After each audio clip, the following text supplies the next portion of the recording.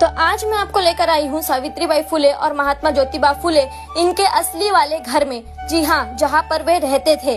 तो जैसे ही आप अंदर प्रवेश करोगे आपको आंगन में दिखेगा एक कुआं, जिस कुएं से वे पानी भरा करते थे। और आज दिनांक 3 जुलाई, अगर इतिहास के पन्नों में जाकर देखें तो 3 जुलाई 1851 को राष्ट्रपिता महात्मा ज्योतिबा फुले इन्होंने लड़कियों के लिए पहली स्कूल की शुरुआत की थी। परंतु आज मैं आपको दिखाने वाली हूँ एक ऐसी जगह जहाँ से घर से ही लड़कियों के शिक्षण की शुरुआत हुई थी।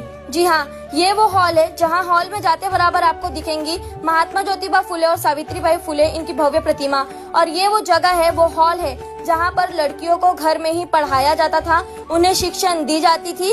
ये पूरी वो जगह है, मीन्स हॉल है। और ये है मीटिंग रूम। और अब मैं आपको दिखाने वाली हूँ सावित्रीबाई फुले इनका स्वयंपाक घर यानी रसोई घर, जहाँ पर वे खाना बनाया करती थी। तो अगर वीडियो अच्छी लगे तो वीडियो को लाइक, कमेंट और शेयर करना।